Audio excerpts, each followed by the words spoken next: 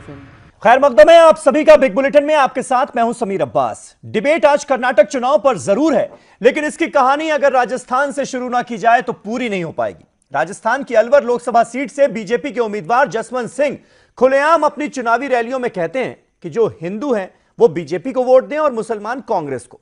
चुनाव का नतीजा जब आया तो पता चला कि कांग्रेस के उम्मीदवार ने 1.5 लाख से ज्यादा वोटों से बीजेपी को हरा दिया।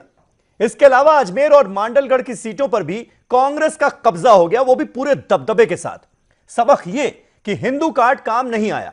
तो सवाल यह खड़ा होता है कि 2 महीने बाद होने वाले कर्नाटक चुनावों में यह हिंदू कार्ड फिर खेलने की कोशिश क्यों? कर्नाटक के पूर्व डिप्टी सीएम और बीजेपी नेता ईश्वरप्पा ने कांग्रेस का साथ देने वाले मुसलमानों को हत्यारा और बीजेपी के साथ रहने वालों को अच्छा बताया। उन्होंने आरोप लगाया कि राज्य में बीजेपी और आरएसएस के जिन 22 कार्यकर्ताओं की हत्या हुई उन्हें कांग्रेस के साथ रहने वाले मुसलमानों ने मारा। हाल ही में कर्नाटक में एक बीजेपी विधायक ने कहा था कि इस बार चुनाव अल्लाह और भगवान राम के बीच है। योगी आदित्यनाथ पहले ही इसे हनुमान और टीपू सुल्तान के मानने वालों की जंग करार दे चुके हैं। कांग्रेसी सीएम सिद्धरमैया भी खुद को उनसे बड़ा हिंदू बताते नहीं थक रहे। लोगों को समझ नहीं आ रहा कि यह चुनाव सरकार बनाने के लिए है या सबसे बड़ा हिंदू कौन है यह साबित करने के लिए। और एक पिटे हुए फॉर्मूले को बार बार क्यों आजमाना चाह रहे हैं हमारे नेता? ये तमाम वो सवाल हैं जिनके बारे में आज हम डिस्कशन करेंगे, लेकिन उससे पहले ये रिपोर्ट। राजस्थान में बीजेपी नाकाम, नहीं चला हिंदू कार्ड। तो फिर कर्नाटक में वही फॉर्मूला क्यों? कर्नाटक में कैसे हिट होगा हिंदू कार्ड? कर्नाटक में बीजेपी का गौ रक्षा यज्ञ, विकास का एजेंडा हुआ गायब।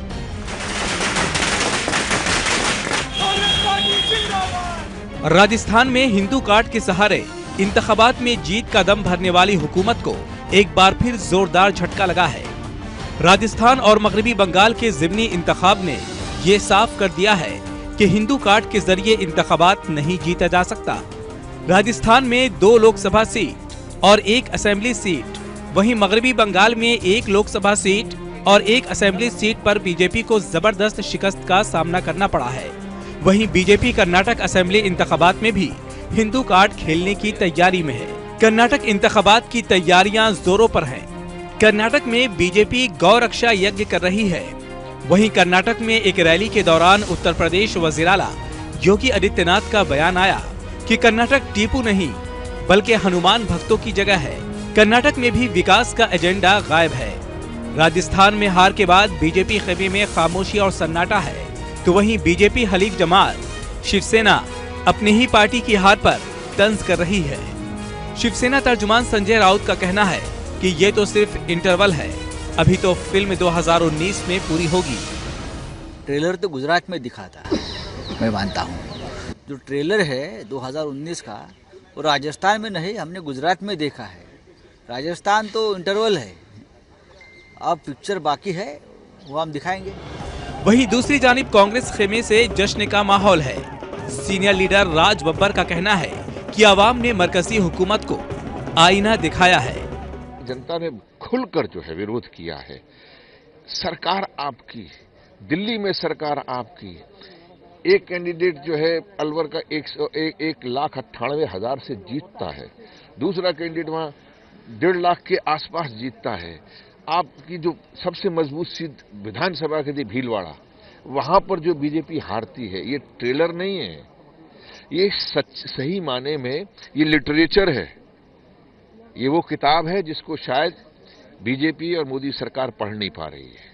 हम तीनों उपचुनाव में भारतीय जनता पार्टी हम भारी मतलब उसमें हारे, हमने विजय हासिल नहीं की। तो हम निश्चित रूप से माइन्यूटली हम इसको पूरा देखना चाहते हैं कि ऐसी हमारे में क्या कमियां रह गई जिसके कारण जनता ने हमें पुनः अपना वर्डिक्ट नहीं दिया। हिंदू कार्ड, मॉब लिंचिंग तो कभी राजपूत की आड़ में फिल्म पद्मावत की हिमायत, तो वहीं तिरंगा यात्रा के नाम पर कासगंज जैसे फसादात ने आवाम को बदजन कर दिया है। यही वजह है कि गुज़िश्ता 3 महीनों में ज्यादातर म्युनिसिपल चुनाव, असेंबली और पार्लियामेंट के ज़िमनी इंतखाब में भी पार्टी को हार का सामना करना पड़ा है। राजस्थान और बंगाल के इंतखाबी नताइज ये बताने के लिए काफी हैं राजस्थान में हिंदू कार्ड के बावजूद हार का सामना करने वाली बीजेपी आखिर कर्नाटक में फिर इसको क्यों दोहराना चाहती है? Bureau report, ETV news. तो ये चुनाव सरकार बनाने के लिए होने जा रहा है कर्नाटक में, या सबसे बड़ा हिंदू कौन है यह साबित करने के लिए होने जा रहा है? और जब एक फॉर्मूला पिट गया राजस्थान में तो उसे कर्नाटक में दोहराने की कोशिश क्यों? ये तमाम है हमारे आज के सवाल। बहुत खास मेहमान हमारे साथ जुड़ चुके हैं। हमारे साथ मुफ्ती मंजूर जियाई साहब हैं, मुंबई से फैजान रजा के चेयरमैन हैं, वो हमारे साथ इस बहस का हिस्सा हैं। और साथ ही साथ संघ के नेता यासिर जिलानी, आरएसएस से इनका ताल्लुक है, मुस्लिम राष्ट्रीय मंच के ये स्पोक्स पर्सन हैं, वो हमारे साथ मौजूद हैं। अमीर हैदर जैदी साहब, सीपीआई के सीनियर लीडर, हमारे साथ इस बहस में मौजूद हैं, इस बहस को आगे बढ़ाएंगे। साथ ही साथ नूर अहमद मुल्ला साहब सीधे बैंगलोर से हमारे साथ जुड़ेंगे, बहुत सीनियर पॉलिटिकल एनालिस्ट हैं। और इस वक्त कर्नाटक में जो चुनावी सरगर्मियां चल रही हैं, जिस तरह से बयानबाजियां दी जा रही हैं, हिंदू मुस्लिम कार्ड एक बार फिर खेलने की कोशिश हो रही है, इसकी वजह क्या है, यह हम उनसे समझने की कोशिश करेंगे। और थोड़ी देर में राजीव पांडे साहब, बीजेपी के स्पोक्स पर्सन, वो हमारे साथ होंगे। और राधिका खेड़ा कांग्रेस पार्टी की तरफ से होंगी, वो भी आपको स्क्रीन पर नजर आएंगे। लेकिन सबसे पहले यासिर, मैं शुरुआत आज आपसे ही करना चाहूंगा। राजस्थान में आपने देखा क्या हश्र हुआ। जो लोकसभा कैंडिडेट थे बीजेपी के, उन्होंने खुलेआम अपनी रैलियों में यह ऐलान किया कि जो हिंदू हैं वो बीजेपी को वोट दें, जो मुसलमान हैं वो कांग्रेस पार्टी को वोट दें। यानी सीधे सीधे उन्होंने कह दिया कि हमें मुसलमानों के वोट नहीं चाहिए। हश्र क्या हुआ? 1,57,000 वोटों से वो अपनी सीट हार गए और राजस्थान की 3 सीटों पर, 2 लोकसभा और 1 विधानसभा सीटों पर कांग्रेस का कब्जा हो गया, वो भी पूरे दबदबे के साथ। जब यह फॉर्मूला पिट गया तो इसे कर्नाटक में रिपीट करने की कोशिश क्यों हो रही?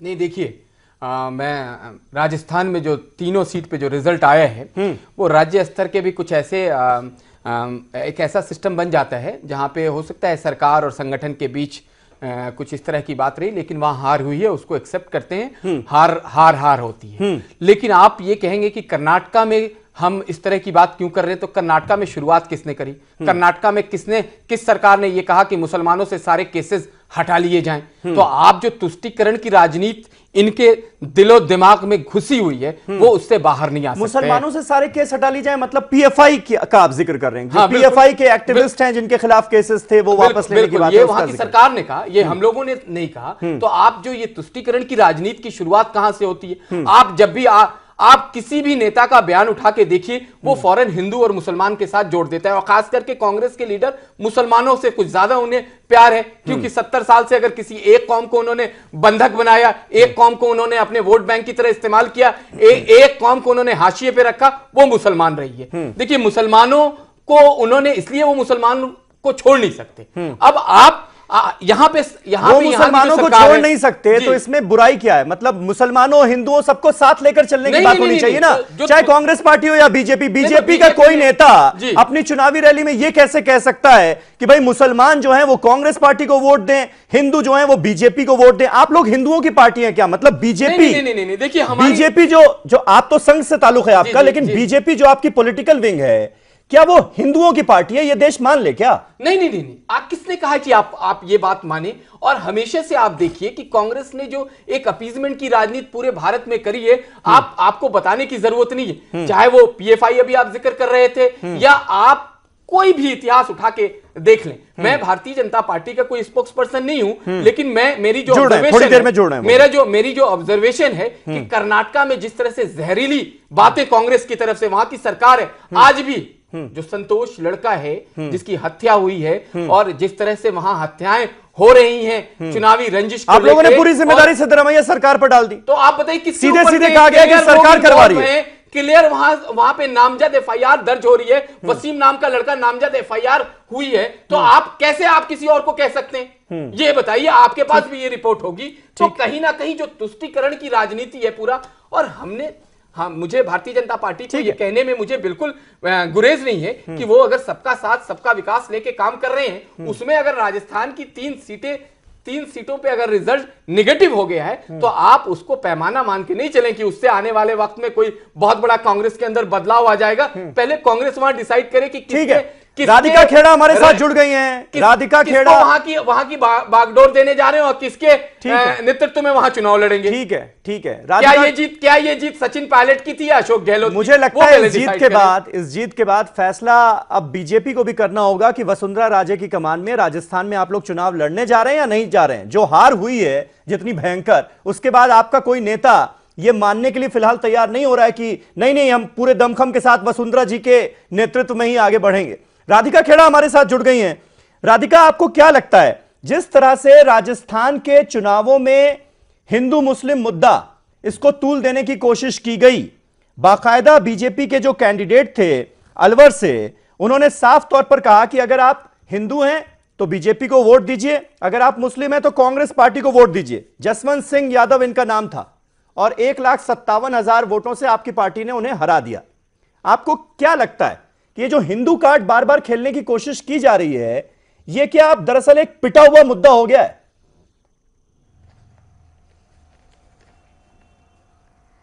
ऐसा है कि पिछले 44 मंथ्स में 4 साल इस सरकार को हो गए हैं और विकास के नाम पर सिर्फ जुमले ही जुमले आज तक उन्होंने जनता को दिए हैं।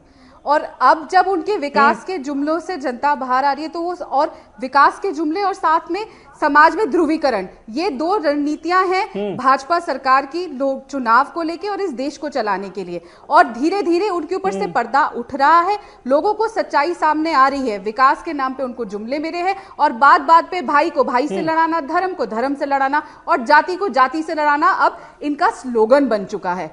और इस बात को जनता अब सामने देखे। सच्चाई जो होती है उसका ना हमेशा ये होता है कि थोड़ी देर से ही चाहे सामने आती है पर आती जरूर है, और वो सच्चाई सामने आ गई है। उसका नतीजा हमने राजस्थान के रिजल्ट में देखा, किस तरीके से जनता ने जवाब दिया। जो इन्होंने ध्रुवीकरण करने की कोशिश करी, जो समाज को बांटने की कोशिश करी, उसका जवाब जनता ने दे दिया। और आने वाले समय में कर्नाटक के चुनाव में भी उनको तो यानी आप ये मानती हैं, आप ये मानती हैं कि भाई बीजेपी ने हिंदू कार्ड खेला इसलिए पार्टी को हार नसीब हुई, आप लोग डेवलपमेंट के एजेंडे पर रहे इसलिए जीत मिली। अगर ऐसा आपकी पार्टी मान रही है तो फिर कर्नाटक में सिद्धरामैया बीजेपी के ट्रैप में फंसते हुए क्यों नजर आ रहे हैं? वो अपने आप को योगी आदित्यनाथ से बड़ा हिंदू साबित करने में क्यों लगे हुए हैं? ये एक सवाल आपकी पार्टी के लिए है। फिर हम सबको साथ लेकर चलते हैं, हम सबको साथ लेकर चलते हैं। जब से कांग्रेस पार्टी जब से पावर में आई है तब से हिंदू हो या मुसलमान हो, क्रिश्चियन हो, सिख हो, कोई भी हो, हम सबको साथ लेकर, सबको साथ लेकर चलते हैं। सबके विकास के बारे में बात करते हैं, चाहे वो किसान हो, चाहे वो गरीब आदमी हो। ये पार्टी जो है भाजपा की जो सरकार है वो सिर्फ सूट बूट की सरकार है और सिर्फ ध्रुवीकरण की सरकार है और वो कुछ नहीं करती। मेघालय में आपने जैकेट पहना था सूट बूट वाला, और ये सच्चाई जनता के सामने आ गई है।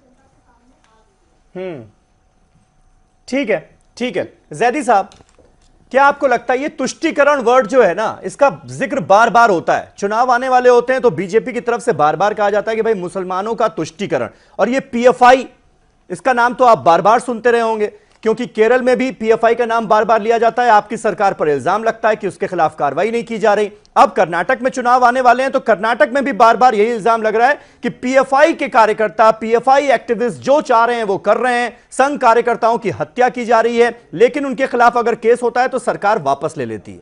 ये एक बड़ा मुद्दा बनने वाला है कर्नाटक में, आपको लगता है? समीर भाई, अब पूरे हिंदुस्तान में सब जगह शांति है जहां जहां चुनाव हो गए। हाँ। अब तो गैया भी जेवड़ा तुड़ा के कर्नाटक चली गई।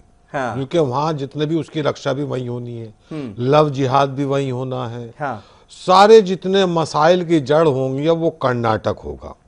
बजट से तो कुछ विकास तो पैदा हुआ नहीं बजट के अंदर, वहां भी पकोड़े पैदा हो गए, विकास की जगह पकोड़ा पैदा हुआ। हाँ। अब पकोड़े के पप्पा को कुछ ना कुछ तो करना ही है।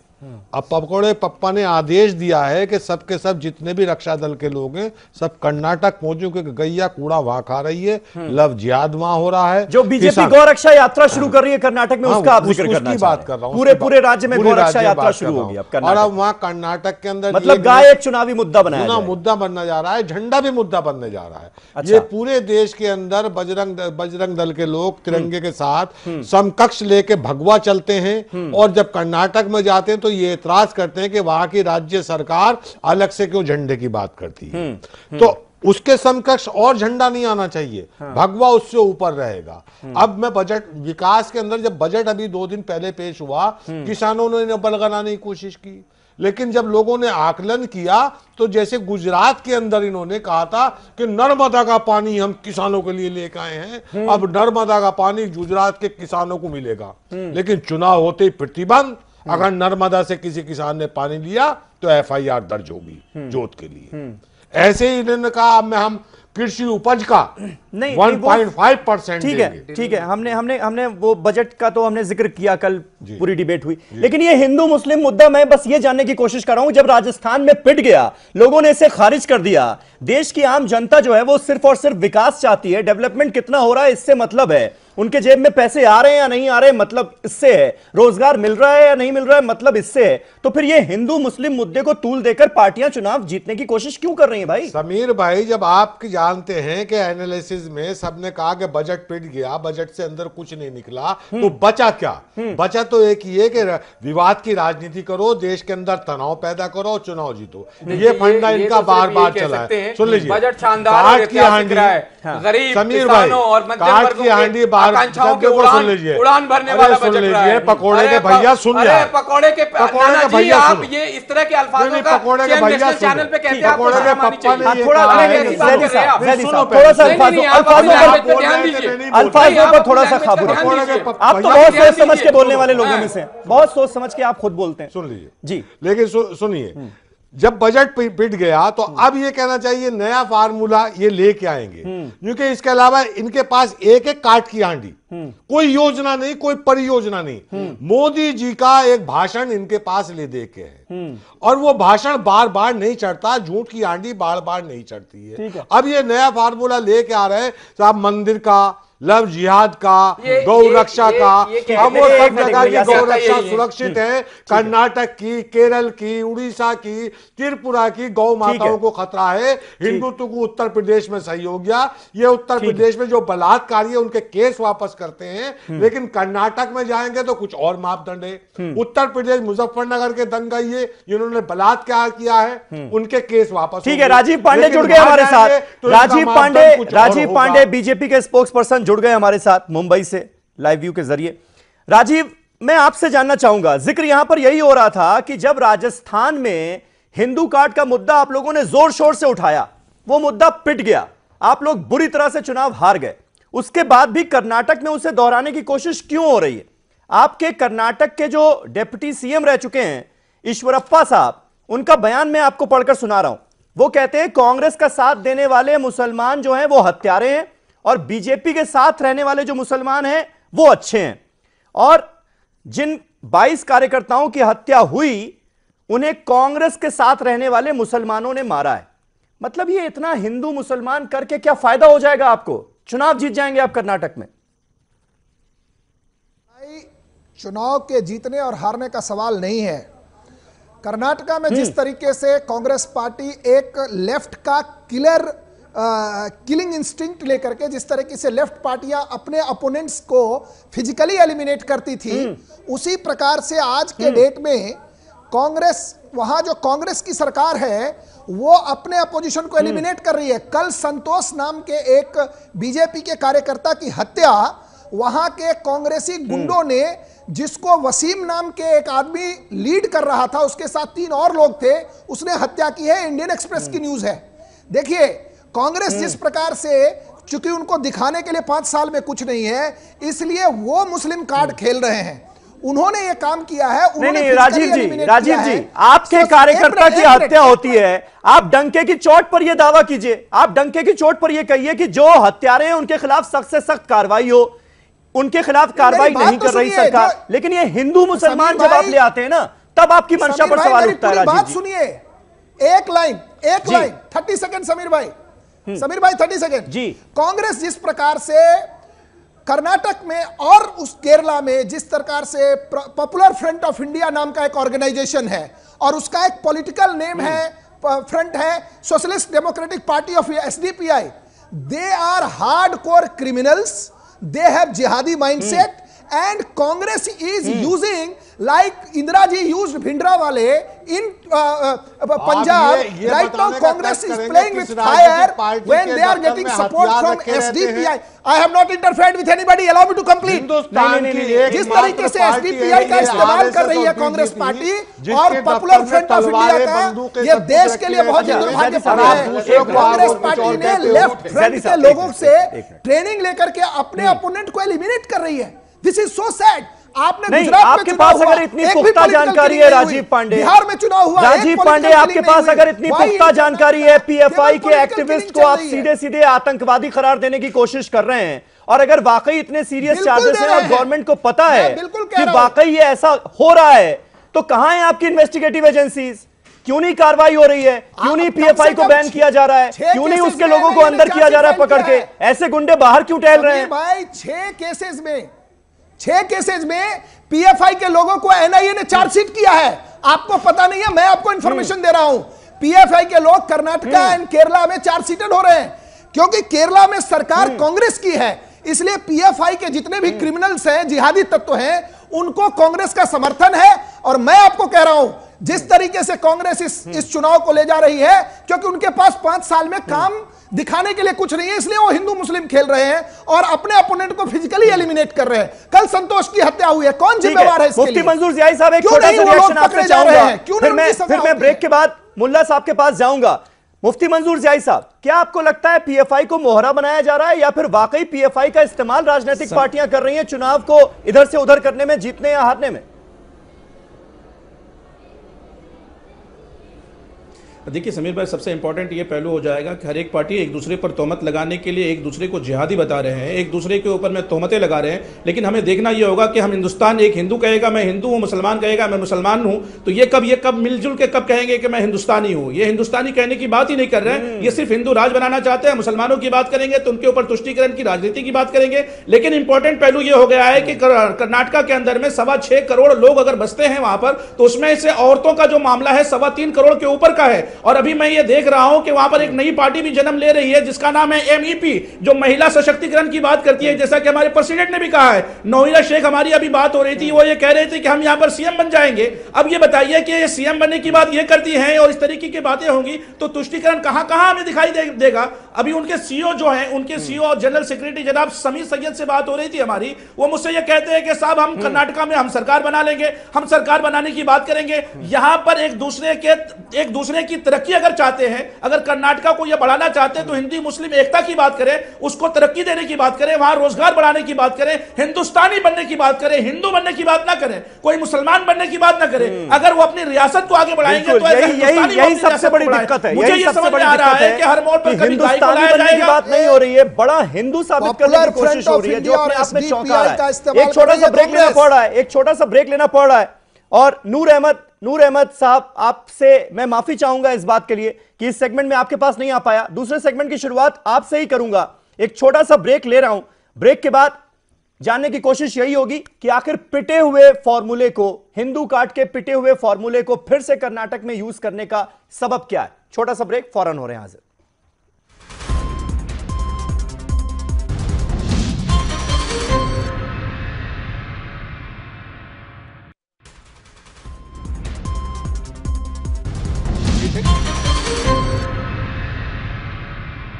तो कर्नाटक में चुनाव सरकार बनाने के लिए होने जा रहे हैं, या यह साबित करने के लिए कि सबसे बड़ा हिंदू कौन है? यह हमारा आज का सवाल है। तमाम खास मेहमान हमारे साथ बने हुए हैं।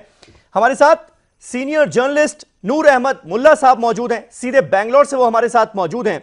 नूर अहमद साहब, मैं आपसे जानना चाहूंगा, अभी जिन बयानों का मैंने जिक्र किया उसमें बीजेपी विधायक वी सुनील कुमार का बयान भी मैं जोड़ दूं, जो थोड़ी देर पहले हमारे सामने आया था, जिसमें उन्होंने कहा था इस बार के चुनाव जो हैं वो भगवान राम और अल्लाह के बीच हैं। मतलब इंतहा हो गई गैर जिम्मेदाराना बयान की। और ये जो अब राजनीतिक हत्याओं का सिलसिला शुरू हुआ है, क्या इसके पीछे कोई चुनावी वजह देख रहे हैं आप?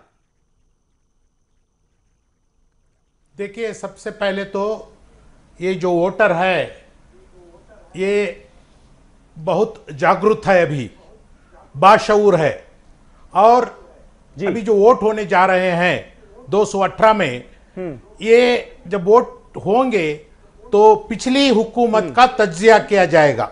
पिछली हुकूमत में क्या हुआ था, तकरीबन 3 चीफ मिनिस्टर बदले गए थे और 13 स्कैंडल हुए थे। और दूसरा, इस हुकूमत से उसका मुआवजा किया जाए तो यहाँ पे एक स्टेबल गवर्नमेंट मिली है। मैं गैर जानिबदाराना तौर पे कहना चाहता हूँ कि मैं यहाँ की हकीकत देख रहा हूँ, तो यहाँ पे स्टेबल गवर्नमेंट है, भले जो भी है स्टेबल गवर्नमेंट है। दूसरी बात यह है कि सेंट्रल इलेक्शन 2014 में होने के बाद में जो नॉर्थ में माइनॉरिटीज के साथ और कोई भी वजह हुई वो माइनॉरिटीज के साथ में और दलितों के साथ में जो जुल्म हुए थे, उसकी वजह से यहाँ के माइनॉरिटीज और दलित घबराए हुए हैं, इनसिक्योर फील कर रहे हैं। ये एक बात है जो वोटर्स को बहुत जागरूक बना रही है, बाशऊर बना रही है, और ये बात हर जगह फैल रही है कि इस बार वो वोट अपने डिवाइड नहीं करेंगे, सिर्फ उन्हीं को देंगे जो ऐसी ताकतों को हराएंगे जो बाज़ाब्ता तौर पे कम्युनल है। कोई भी हो, वो हो सकता है बीजेपी में की बात नहीं कर रहा हूं या कांग्रेस की बात नहीं कर रहा हूं, कि कम्युनल ना हो। और फिर इस बार 2-4 जो प्रोग्राम हुए, जो इंटेलेक्चुअल्स की जो प्रोग्राम हुए यहाँ पे, जो नॉर्थ से अपने मेवानी आए हुए थे, फिर वो शैला जी आई हुई थी, जो जेएनयू के लोग आए हुए थे, इन सबों ने जिस तरह लोगों को आकर्षित किया है यहाँ पे, तो इस तरह ये जाहिर हो रहा है कि इस बार वोटर्स बाशऊर रहे। ये तो एक बात हुई इस तरफ। और जहां तक हत्याओं का सवाल है, कोस्टल बेल्ट में जो हत्याएं हुए थे, ठीक है, to some extent communal lines पे हुए थे। यहाँ पे देखो, हिंदुस्तान में हम सब मिल के रहते हैं। ये एक हिंदू अगर की हत्या होती है तो जरूरी नहीं है कि मुसलमान जो हत्या करता है वो किसी पार्टी से बिलोंग करता हो, या मुसलमान की हत्या होती है तो जरूरी नहीं है कि वो किसी और पार्टी से बिलोंग करता हो। ये नेचुरल भी हत्याएं होती है। अभी जेसी नगर का जो हत्या हुई कल परसों, वो तो एक गली के 4 बच्चे थे जिन्होंने एक दूसरे से झगड़ा किया और इन्होंने मारा और पुलिस ने उनको अरेस्ट किया है। आगे आने वाले हर चीज को, हर इंसिडेंट को हम कम्युनल कलर देते जाएंगे तो नेचुरली कम्युनली हो जाएगा। तो फिर हर मसले पर राजनीति तो होनी लाजमी है। राजीव पांडे साहब, नहीं होना चाहिए। साहब जिस अहम बात का जिक्र कर रहे हैं कि कहीं ना कहीं जो माइनॉरिटीज हैं उनमें इनसिक्योरिटी की फीलिंग है, और वो ये तय कर चुके हैं कि भाई जो कम्युनल पार्टियां हैं उनको इस बार हरा देंगे। क्या आप लोगों को माइनॉरिटी का जो वोट बैंक है उसकी फिक्र नहीं है, या जबकि आप जान रहे होंगे कि ग्राउंड पर सिचुएशन क्या है, लोगों की नब्ज तो आपने भी टटोलने की कोशिश की होगी, उसके बावजूद भी इस तरह के बयान कि वी सुनील कुमार का यह कहना, आपके जो विधायक हैं, कि भाई इस बार भगवान राम और अल्लाह के बीच चुनाव होना है। एक तो ऐसे नेताओं को अपनी गैर जिम्मेदाराना बयानों का कोई फर्क नहीं पड़ता, उनको अपनी जिम्मेदारी का कोई एहसास नहीं है कि समाज में उससे होगा क्या, उनके बयानों को कैसे लिया जाएगा, कैसे समाज डिवाइड होगा। दूसरा ये कि क्या आपको लगता है इससे चुनाव में फायदा ले लेंगे आप? समीर भाई, अभी जो एक सीनियर जर्नलिस्ट साहब ने जो बात की, मैं उनके 50% बातों से सहमत हूं, लेकिन उन्होंने एक बहुत इंपॉर्टेंट बात को बहुत ही अंडरलाइन करके बोल दिया कि कोस्टल बेल्ट में रिलीजियस लाइन पर हत्याएं हुई हैं। कोस्टल बेल्ट में किन लोगों के पास हथियार है, कौन लोग हैं जो एक आंदोलन चला रहे हैं। उन्होंने कही बात, लेकिन उन्होंने बहुत धीरे से कह दी कि कोस्टल बेल्ट में कम्युनल लाइन पर हत्याएं हुई हैं। कोस्टल बेल्ट में ही ये सारी प्रॉब्लम का जड़ कोस्टल बेल्ट है, क्योंकि वहां पर सऊदी अरेबिया से पैसा आ रहा है। और देश को अगर बचाना है, मैं बार बार कह रहा हूं समीर भाई, हम मुसलमान हमको वोट देंगे, हमें पता है, महिलाएं हमें वोट देगी ट्रिपल तलाक बिल के लिए, शिया हमें वोट देंगे क्योंकि सुन्नियों जिहादियों का सबसे बड़ा हमला राजीव पांडे साहब कैसे देंगे? यही तो बात है, यही तो बात है। ट्रिपल तलाक पर आपने वोट ये क्या बात कर रहे हैं? तुष्टिकरण नहीं है तो क्या है? खड़ा हुआ नजर आ रहा है। किस तरीके की बात है? ये बांटने की साजिश है तो क्या है? आपके नेता ये कहेंगे कि इस बार ये क्या मामला हो गया भाई? अल्लाह के बीच में जा रहा है। औरत और मर्द ये कौन कर रहा है? तुष्टिकरण कौन कर रहा है? आप इल्जाम लगाएंगे फिर के ये कांग्रेस के ऊपर इल्जाम लगाएंगे कि वो तुष्टिकरण करती है। ये क्या तुष्टिकरण नहीं है समीर भाई? केवल तुष्टिकरण करती है, कांग्रेस ने हिंदू मुस्लिम सिख ईसाई ये बांटने की बात, ये भी शिया सुन्नी औरत मर्द, ये क्या है? इस तरीके से क्या हिंदुस्तान में वोट दिया जा सकता है? आप जेंडर जस्टिस की बुनियाद पे हिंदुस्तान में वोट दिया जा सकता है? पूछा मैं जवाब, आप इस तरीके से बात करेंगे हिंदू मुस्लिम के नाम पर आप वोट लेंगे? एक एक करके यासिर कुछ ऐड करना चाह रहे हैं मौलाना साहब। मौलाना, ये सऊदी अरेबिया से जो जिहादी लिटरेचर आता है, जो जिहादी थॉट आता है सऊदी अरेबिया से, वो हिंदुस्तान में नहीं चलेगा। आप मेरी बात सुनिए, हिंदू मुस्लिम हम साथ रहेंगे, लेकिन सऊदी अरेबिया से जो जिहादी लिटरेचर लेकिन क्या मामला क्या है मेरे भाई? ये इम्पोर्टेंट पहलू हमारे हिंदुस्तान में संविधान है, हम संविधान की बात पूरी करते हैं, कांग्रेस की बात आप बोल रहे हैं। बहुत सीनियर नूर अहमद साहब, उन्होंने एक बात कही, वो मुझे लगता है कि भारतीय जनता पार्टी आप जहां पर गुजरात मैं देख लीजिए, उनको जहां इंक्लूड करना चाहूंगा। एक एक करके राजीव भाई बोलिए। मैं देखिए वो जो नूर अहमद साहब जो बात कह रहे थे, उसमें एक उन्होंने बहुत चौंकाने वाली बात कही, उस पर किसी ने गौर नहीं किया। उन्होंने कहा कि जेएनयू ब्रिगेड शहला तक का उन्होंने नाम लिया, ये आए और उनसे अट्रैक्शन बहुत है। मुझे लग रहा था कि उनका जो विश्लेषण होगा वो बिना बायस होगा, वो बिना किसी पार्टी के। अरे आप तो ऐसा कह रहे हैं जैसे जेएनयू में पढ़ने वाले सारे लड़के गुनहगार हो गए। लोग हैं कौन लोग हैं? जिन लोगों का नाम लिया है हमारे इतने सीनियर एनालिस्ट करने वाले, ये वही लोग हैं जिन्होंने जेएनयू में भारत तेरे टुकड़े होंगे इंशाअल्लाह इंशाअल्लाह कहा था। नहीं, बिल्कुल कहा था। आप इसको डिनाई नहीं कर सकते। शहला राशिद का देखिए, जब मैं झूठ नहीं स्वीकार करूंगा, जब ये बात कह रहे थे, मैं झूठ एक्सेप्ट करने के लिए यहाँ नहीं बैठा हूँ ना।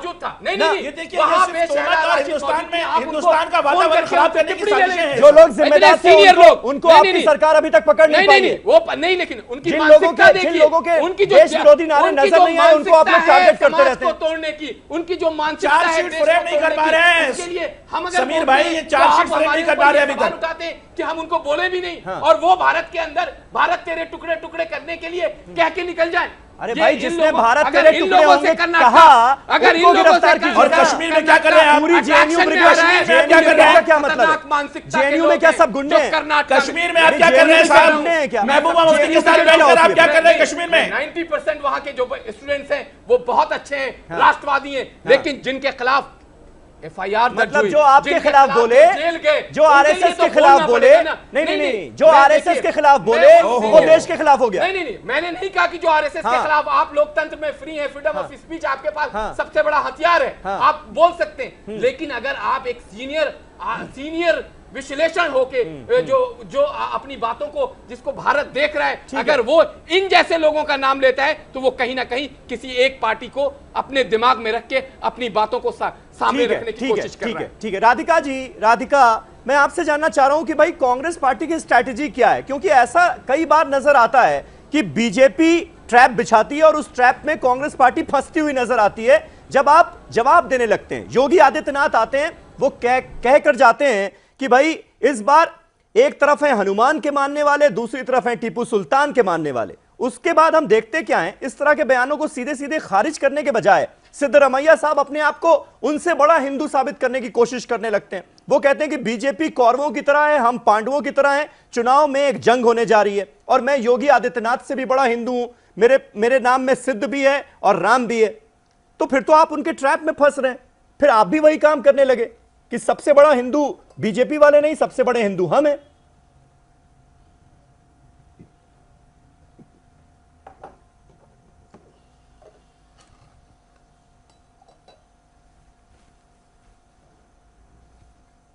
राधिका समीर जी, एक बार फिर से बोलेंगे? आपकी आवाज नहीं पहुंची थी मेरे तक आखिरी में। राधिका, मेरा सवाल यही था कि जिस हिसाब से बीजेपी के नेताओं के बयान मैंने आपको गिनाए, आप सुनी रही होंगी, लगातार मैं बोल ही रहा हूं। सिद्धरमैया साहब भी तो उसी ट्रैप में फंसते हुए नजर आ रहे हैं जब वो ये कहते हैं कि भाई बीजेपी कौरवों की तरह है, हम पांडवों की तरह है, एक जंग होने जा रही है और मैं योगी आदित्यनाथ से भी बड़ा हिंदू हूं क्योंकि मेरे नाम में सिद्ध भी है, राम भी है। तो आप भी तो वही काम कर रहे हैं, सबसे बड़ा हिंदू साबित करने की कोशिश चुनाव जीतने के लिए।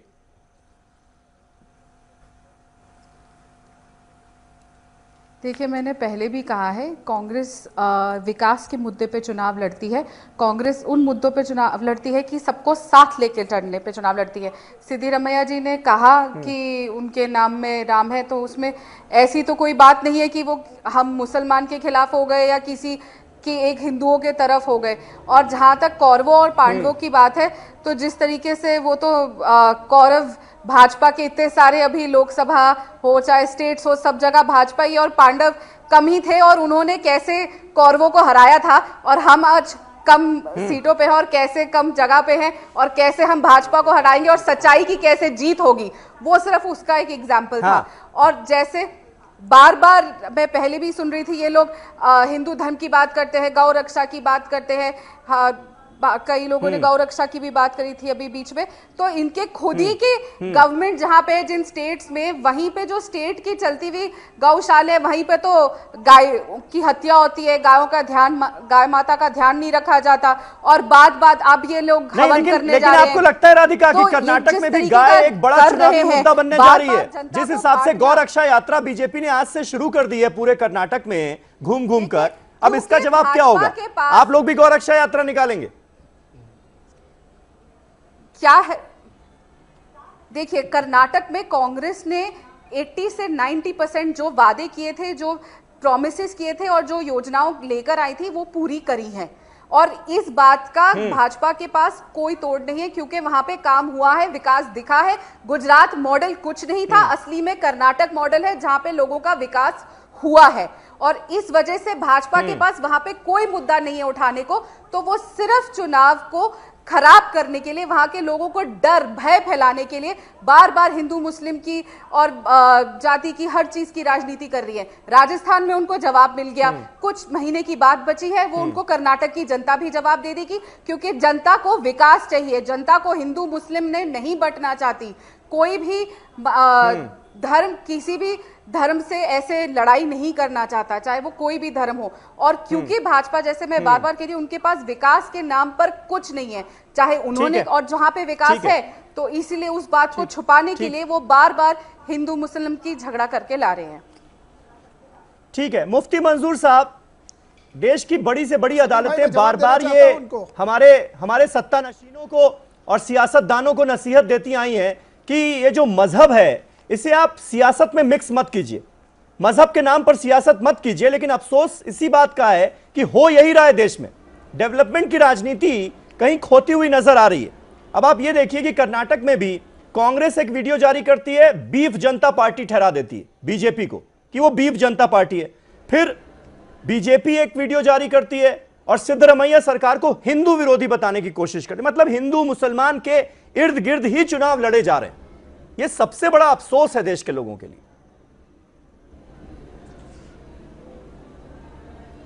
समीर भाई, सबसे इंपॉर्टेंट बात मैं अपने पैनलिस्ट के माध्यम से और तमाम हिंदुस्तानियों को और ख़ुसूसन आपके व्यूअर को बताना चाहूँगा कि हिंदुस्तान का जो संविधान है, इस संविधान की बात होनी चाहिए। हिंदुस्तान का संविधान भी हमें ये कहता है कि जात पात, पैसे, दौलत या फिर गोरे काले की बुनियाद पर ये जेंडर जेंडर्स की बुनियाद पर हिंदुस्तान के इलेक्शन नहीं लड़े जा सकते हैं। और अगर जो लोग इस तरीके की बात करेंगे, राम रहीम की बात करेंगे, अल्लाह भगवान की बात करेंगे, ऐसे लोगों को हिंदुस्तान की जनता अपने पैरों तले मसल देगी। और चाहे वो योगी साहब हों, चाहे फिर सिद्धरमैया जी हों, ये जो भी सामने आएंगे वो पैरों तले रूंधे जाएंगे, क्योंकि हिंदुस्तान सर्वोपरि होगा और इसका संविधान सर्वोपरि होगा। वो ताकतें जो इस तरीके से हिंदुस्तान को बंटवारे की कोशिश कर रही हैं, चाहे वो कोई भी हो कहने वाले, चाहे वो जो भी हो, वो जिस तरीके से हिंदुस्तान को बांटने की बात करते हैं, हिंदू और मुसलमानों में वो बांटने की बात करते हैं, गोरों और कालों में हिंदुस्तान को बांटने की बात करते हैं, अमीर और गरीब में ये इस तरीके से छूत अछूत की बात करते हैं जो लोग, ये लोग पिसे चले जाएंगे। एक वो दिन भी हिंदुस्तान देखेगा जब ये लोग पिसते हुए दिखाई देंगे और वो आम जनता के पैरों तले दिखाई देंगे।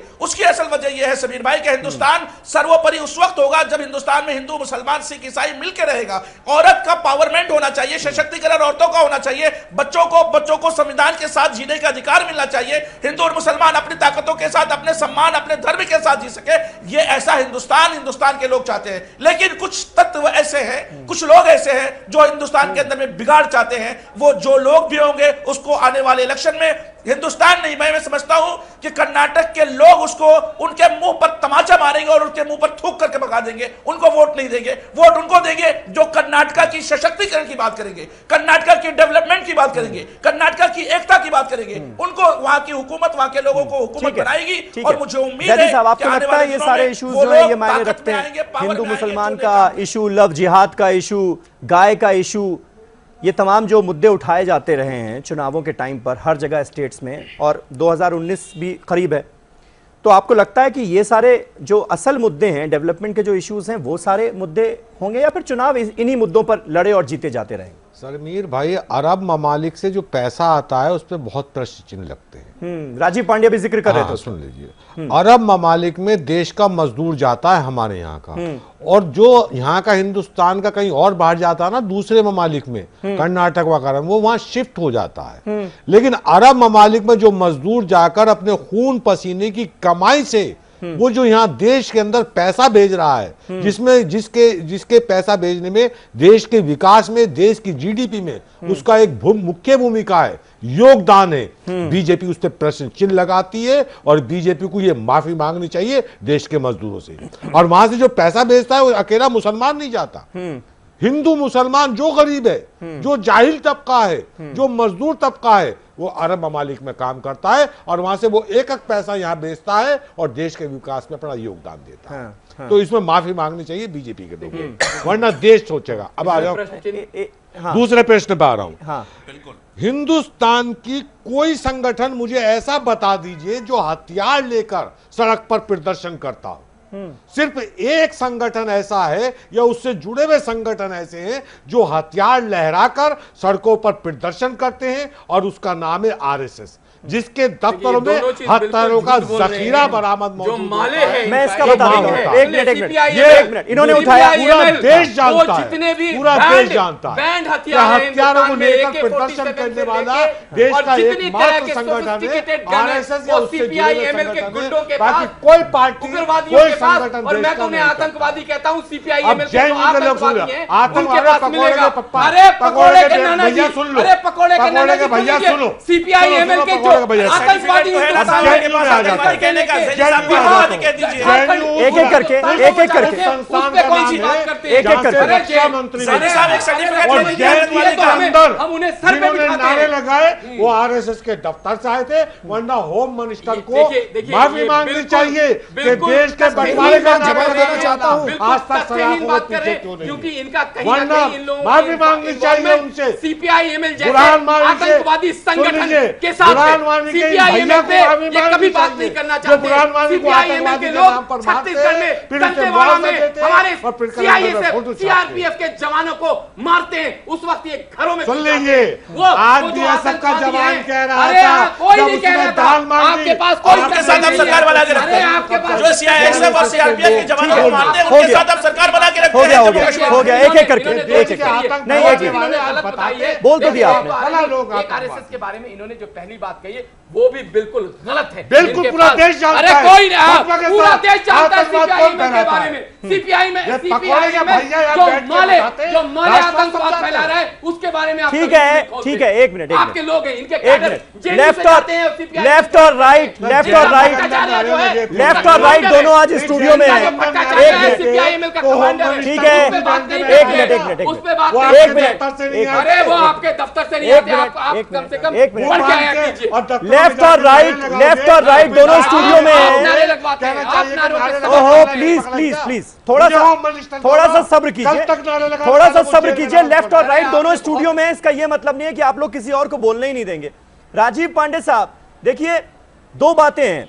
ये जो जैदी साहब ने सवाल उठाए कि भाई हथियारों का खुलेआम प्रदर्शन, ये हमने देखा कासगंज के जो वीडियो सामने आए और एबीवीपी और वीएचपी के लोगों ने तिरंगा यात्रा निकाली थी, उसमें किस तरह के एलिमेंट्स भी शामिल हो गए थे ये हमने देखा। और मेरे इसी शो में वीएचपी के एक सीनियर लीडर ने खुलकर ये बात कही। मैंने उनसे सवाल किया था कि भाई फरसा लहराने का क्या मतलब है, और फरसे पर कुछ लोगों ने तिरंगा लगाया हुआ था, उसका क्या मतलब है? तो उन्होंने खुलेआम इसको स्वीकार किया। मुझे हैरत हुई उनके बयान से। उन्होंने कहा कि अगर हम फरसे पर तिरंगा लहरा रहे हैं तो देश का कानून कौन सा ऐसा है जो हमें रोक लेगा इसके लिए, और इसके लिए क्या आप हमें सजा देंगे? मतलब उसमें उन्हें बिल्कुल तिरंगे का अपमान नजर नहीं आ रहा अगर वो फरसे पर तिरंगा लहराते हुए जा रहे हैं तो। अब मैं आता हूं, ये राजस्थान का चुनाव था, उससे पहले कासगंज में ये तिरंगा यात्रा 26 जनवरी को निकाली गई। अब हम फिर देख रहे हैं कि तिरंगा यात्रा फिर से भगवा झंडों के साथ निकालने की कोशिश कर्नाटक में की गई। बेंगलोर में जमकर लाठीचार्ज हुआ, पुलिस ने कार्यकर्ताओं को आरएसएस और वीएचपी के खदेड़ दिया वहां से। क्या यह जानबूझकर किया जा रहा है लोगों के सेंटिमेंट्स को उकसाने के लिए? कहीं ऐसी कोशिश तो नहीं है? ये एक सवाल है लोगों के पहले मैं जो कांग्रेस के कांग्रेस के प्रवक्ता जी ने जो कहा, मैं दो बातें कहना चाहता हूं। कांग्रेस एक अपॉर्चुनिस्ट पार्टी है। राहुल गांधी मैं दे रहा हूं 1 मिनट। राहुल गांधी गुजरात में कुछ और बोलते हैं, कर्नाटका में कुछ और बोलेंगे, इसलिए, और केरला में गो हत्या का पाप करेंगे, इसलिए उस विषय को मैं छोड़ता हूं। अब आता हूं जो आपके सवाल है। देखिए, इस देश में जिस प्रकार से घटनाएं घट रही हैं, देखिए बिहार, यूपी, जहां पर कास्टिज्म एक कोड था, वहां भी अभी इलेक्शन में कास्ट के नाम पे हत्या नहीं होती। लेकिन केवल ये 2 प्रदेश हैं, केरला, त्रिपुरा, जहां पर लेफ्टिस्ट लोग हैं, जो गूंस हैं, जो क्रिमिनल्स हैं, और कर्नाटका, जहां पर पॉपुलर फ्रंट ऑफ इंडिया और एसडीपीआई, ये आपको देखना पड़ेगा। आप एक रिसर्च कराइए, हथियार लेकर चलने वाले। अरे आप बीच में चुप रहिए, आपको सेंस नहीं है डिबेट करने का। मैं आपके जवाब बोल रहे थे, मैंने एक शब्द नहीं बोला। अच्छा ज़ैदी साहब, भाई क्या है कि इस देश में गंगा जमुना तहजीब बचाने के लिए जब तक फॉरेन एलिमेंट्स का इंटरफेरेंस रहेगा, आज के डेट में आईएसआई का हॉट बेड है कोस्टल कर्नाटका। भटकल ब्रदर्स आपके बेंगलोर से आए, जितने बड़े टेररिस्ट पैदा हुए सारे केरला और बेंगलोर से आते हैं। आप उसके बारे में बात नहीं करना चाहते। सिद्धारमैया जी किसी के खिलाफ एक्शन नहीं लेंगे, क्योंकि सिद्धारमैया जी को मुस्लिम वोट चाहिए, मुसलमान हमें ज्यादा वोट देंगे, ऐसी मेरी समझ है। देश के जो समझदार मुसलमान हैं वो मेरे साथ आएंगे, जिनकी जिहादी मानसिकता है वो कांग्रेस के साथ जाएंगे, like popular front of India. लेकिन राजीव, जब आप खुलेआम ये कहेंगे कि ये चुनाव भगवान राम और अल्लाह के बीच है, तो कौन सा मुसलमान आपके साथ आएगा? ये मुसलमानों को साथ लाने वाला बयान है क्या? ऐसे बयानों को तो रुकवाइए भाई। मैं किसी लाइन की मैं ऐसे किसी लाइन का समर्थन नहीं करता हूं, और मैं आपको कह रहा हूं ये उनका इंडिविजुअल बयान होगा, पार्टी ने ऐसा कुछ नहीं कहा है। और मेरा सिंपल मानना है कि देश में ये जो सीपीआई, ये जो लाल झंडे वाले क्रिमिनल्स हैं, लाल झंडे वाले क्रिमिनल्स से और पॉपुलर फ्रंट ऑफ इंडिया जैसे माइंडसेट रखने वाले, गजवाए हिंद पे काम करने वाले लोगों से राधिका इस पर रिएक्ट करना चाह रही है, तभी ये देश बचेगा। राधिका, वो कह रहे हैं, राजीव कह रहे हैं कि ये सारे बयानों के बाद भी बहुत अफसोस की मुसलमान बात जो है वो हमें वोट देंगे, ये हम उम्मीद करते हैं। अरे हमने मुसलमानों के लिए काम किया है, हमने मुसलमानों के महिलाओं के लिए काम किया है। कांग्रेस ने साहबानो जनगणना को खत्म किया। बहुत अफसोस की बात है राजीव जी कि आप हिंदुस्तान की जनता को मुस्लिम और हिंदू के नाम से देखते हैं, उनको हिंदुस्तान की जनता के नाम से नहीं देखते। मुस्लिम हमें वोट देगा, हिंदू हमें वोट देगा। 22 साल में आपका जो कहा कि मुसलमान आपको वोट नहीं देंगे, इसका जवाब था गुजरात की जनता को क्या विकास मिला, उन्होंने जवाब दिया। कब ये हिंदू मुसलमान के नाम पे जनता को बांटना बंद करिए, आपने क्या विकास करा है उसके बारे में बात करिए। यही मुद्दा है, क्योंकि उनके पास विकास के बारे में बात करने को कुछ नहीं है। इसीलिए आज बहुत अफसोस की बात है कि हमें हिंदू मुसलमान किसको वोट देगा इस पे चर्चा करनी पड़ रही है। सरकार जा रही है, जा रही है, बहुत तेजी से जा रही है। 4 साल में इस देश के लिए क्या किया? कर्नाटका में राजीव जी, आप लोग जो हरकतें कर रहे हैं, जिस तरीके से भाई को भाई से, धर्म को धर्म से लड़ा रहे हैं, इससे आप लोगों का खौफ सिद्धारमैया के हाथों में खून है कि आप उसने कम से कम 40 भारतीय जनता पार्टी के कार्यकर्ताओं की हत्याएं करी है, भाड़े पर पैसे देकर पॉपुलर फ्रंट ऑफ इंडिया और एसडीपीआई के लोगों से। हर बार लोकसभा में आपके हाथों में खून है और देश की जनता, संतोष का खून है और सब लोगों का खून है। कांग्रेस के दामन पर खून है कर्नाटका में। उन्होंने कम्युनिस्ट से ट्रेनिंग ली है कि कैसे अपने ओपोनेंट को एलिमिनेट किया जाए। आप लोगों की जबान है जिस तरीके से सिर्फ खून, हिंदू अरे खून है सिद्धारमैया के हाथ में, कल भी एक खून हुआ है पूरे कोस्टल बेल्ट में। आप एक लाल रंग से रंग दिया है हिंदुओं के खून से। सिद्धारमैया हिंदुओं के कातिल है।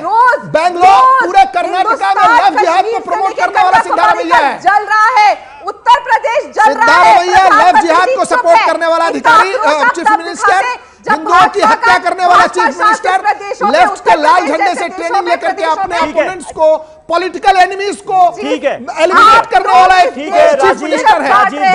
गुजरात में किस पॉलिटिकल ओपोनेंट्स का एलिमिनेशन हुआ है? खत्म हो रहा है, वक्त खत्म हो रहा है। दोनों पार्टियों का रुख आक्रामक है इस मसले पर। जाहिर है चुनाव नजदीक है, चुनाव नजदीक है। ये समीर भाई कौन से पॉलिटिकल, ठीक है, लेकिन नूर अहमद साहब, नूर अहमद साहब, ये केवल नूर अहमद साहब, क्या आपको लगता है ऐसे माहौल में डेवलपमेंट जो है वो चुनाव का मुख्य मुद्दा रह पाएगा? त्रिपुरा, प्लीज नूर अहमद साहब को स्क्रीन पर लीजिए। नूर अहमद साहब, वहां पर Hindu last comment sir, BJP worker से उनकी हत्याएं हो रही है। देश की जनता सर आपका लास्ट कमेंट बहुत जरूरी है। नूर अहमद साहब, मुंह में राम और बगल में राधिका जी, कर्नाटका में ये नहीं उतर रहे हैं। ठीक है ठीक है कर्नाटका में नूर अहमद साहब, जो कर्नाटका में जो माइनॉरिटीज हैं वो जान चुके हैं कि उनके खुला दुश्मन कौन है, शेड्यूल कास्ट जान चुके हैं कि उनका खुला दुश्मन कौन है और वो किसके हक में वोट करना चाहेंगे, और बैकवर्ड क्लासेस माइनॉरिटीज के वो अपना वो रुझान बना चुके हैं। और एक और फैक्टर है कि छोटी छोटी पार्टियां जो बाहर से आके यहाँ पे वोट का बंटवारा करना चाहते हैं, उनके बारे में भी माइनॉरिटीज बहुत ही अलर्ट हो चुके हैं। अभी उनका शऊर जाग चुका है, वो जानते हैं कि क्या करने से क्या होगा। तो इस तरह से अभी पिछली हुकूमत, इससे पहले की जो हुकूमत थी, अब जो हुकूमत है, इसका कंपैरिजन कर रहे हैं। ये स्टेबल गवर्नमेंट है। मैं कहता नहीं कि कांग्रेस है, बीजेपी जो भी है, मगर स्टेबल गवर्नमेंट है। बिल्कुल। देखिए मैं एक सेकंड जोड़ना चाहूंगा, आप पॉलिटिकल एनालिस्ट से कांग्रेस के प्रवक्ता बन जाइए। नहीं, ये यासिर गलत बात है। वो बहुत सीनियर जर्नलिस्ट हैं, बहुत सीनियर जर्नलिस्ट हैं, आपको उनके बारे में नहीं पता होगा, आपको उनके बारे में नहीं पता है, तो इसलिए हमें टिप्पणी नहीं करनी चाहिए। बहुत बहुत शुक्रिया नूर अहमद साहब हमारे साथ इस डिबेट को ज्वाइन करने के लिए। मुफ्ती मंजूर जियाई साहब, अमीर हैदर जैदी साहब, यासिर जिलानी, राजीव पांडे, राधिका खेड़ा, बहुत बहुत शुक्रिया। तो कुल मिलाकर जनता बहुत समझदार हो चुकी है। ये हिंदू मुस्लिम के मुद्दे, हिंदू कार्ड, मुस्लिम कार्ड, ये सब चलने वाले नहीं है। अगर आप डेवलपमेंट करेंगे तो आप सत्ता में बने रहेंगे, वरना जनता आपको सत्ता से उखाड़ फेंकेगी। बहुत बहुत शुक्रिया आप सभी का। कल एक नए टॉपिक पर नई डिबेट के साथ हाजिर होऊंगा। तब तक तमाम खबरों के लिए देखते रहें टीवी उर्दू।